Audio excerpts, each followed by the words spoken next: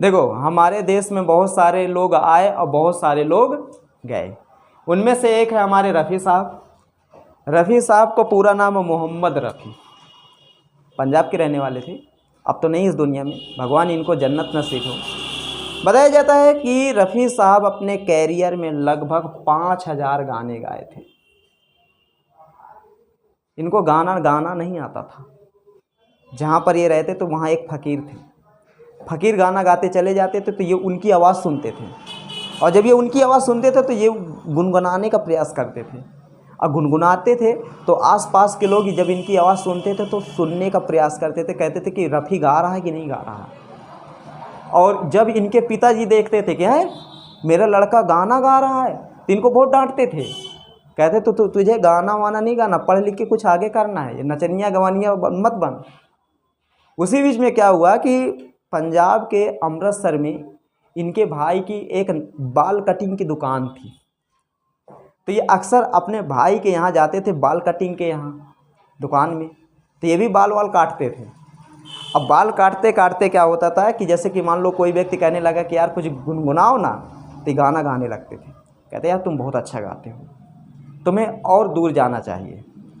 लेकिन अब इनको दूर ले जाने वाला तो कोई चाहिए, उस समय कोई मिल नहीं रहा था। तभी क्या होता है कि लाहौर में एक प्रोग्राम होता है, उस प्रोग्राम में बहुत बड़े बड़े सिंगरों को बुलाया जाता है, लेकिन खुदा न ख्वास्ता वो सिंगर पहुंच नहीं पाते। तभी क्या होता है कि रफ़ी साहब के जो भाई थे बड़े, वो रफ़ी साहब को चाहते थे कि कुछ बन जाए। वो वहाँ पर गए और कहे कि एक काम करिए, मेरा भाई बढ़िया गाना गाता है, आप एक बार कर लीजिए। उन्होंने कहा ठीक है बुलाओ। ये गए, गवाए, अच्छा गाना गाए, उनको पसंद आया। उन्होंने कहा एक काम करिए, मैं कार्ड दे रहा हूँ, मुंबई आना। अब पैसा भी तो चाहिए मुंबई आने के लिए, वहाँ रहना खाना, आज देख लो कितना महंगा शहर है।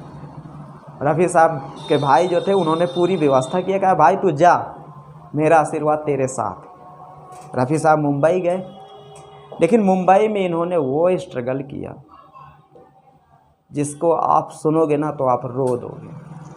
बताया जाता है कि शुरुआत में हर व्यक्ति बहुत मुसीबत पाता, वैसे रफ़ी साहब, इनको रोटी तक नसीब नहीं थी, काम तो बहुत दूर की बात थी। किसी तरह किए काम, शंकर जय किशन की जोड़ी ने इनको आगे बढ़ाया। संगीतकार लोगों ने इन्हें धीरे धीरे धीरे धीरे धीरे धीरे पसंद करने लगे। कुछ गाना इनके ऐसे थे कि जो उस समय काफ़ी ज़्यादा हिट होने लगे। हर संगीतकार फिर इनको मांगने लगा कि हम रफ़ी साहब को ही गवाएंगे अपना। और धीरे धीरे करते करते करते करते ये उस ज़माने के एक दिग्गज सिंगर बन गए। इनके द्वारा कुछ गीत मैं बता दूँ, जैसे नफ़रत की दुनिया छोड़कर खुश रहना मेरे यार, बहुत फेमस गीत है। हाथी मेरे साथी फिल्म का राजेश खन्ना के ऊपर फिल्माया गया था। और इनके गाना शम्मी कपूर, जितेंद्र, मिथुन चक्रवर्ती, धर्मेंद्र, दिलीप कुमार, किशोर कुमार, मतलब उस समय के जो दिग्गज अभिनेता थे उनके ऊपर फिल्माए जाने लगे। लेकिन रफ़ी साहब, लता मंगेशकर और आशा भोसले, इनकी जोड़ी जब तीनों की बनी ना, पूरा बॉलीवुड हिल गया। बताया जाता है अपने लाइफ में 5000 से ऊपर गाना ये नहीं गाए, लेकिन 5000 से ऊपर गाने में आप ये समझिए कि इनके लगभग 4000 गाने ऐसे हैं जिनको आज भी लोग सुनना पसंद करते हैं। भला कोई इनको गाली दे दे, हैं तो मुस्लिम, कोई गाली दे दे, कोई नहीं दे सकता।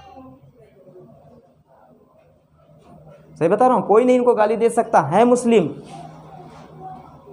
इन्होंने वो काम किया है संगीत के क्षेत्र पर। इनके गाने यही नहीं, भारत के अलावा दुनिया के कई देशों में इनके गीत सुने जाते हैं। रफ़ी साहब की पूजा होती है, हिंदू भी करते हैं, मुसलमान भी करते हैं, यहाँ तक कि अंग्रेज भी करते हैं, सब करते हैं। तो भारत में ऐसे भी महान पुरुष का जन्म हुआ था।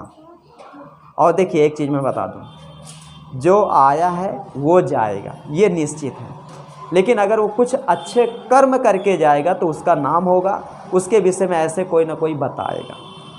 अगर हम आए हैं हम पढ़ा रहे हैं आपको, हम आपको समझा रहे हैं, हम आपको लिखा रहे हैं, तो अगर हमारे कर्म में दम है तो अगर हम इस दुनिया से चले भी जाएंगे तो हमारा नाम एक दिन आप लोग जैसे किसी न किसी से बताओगे। बात समझे?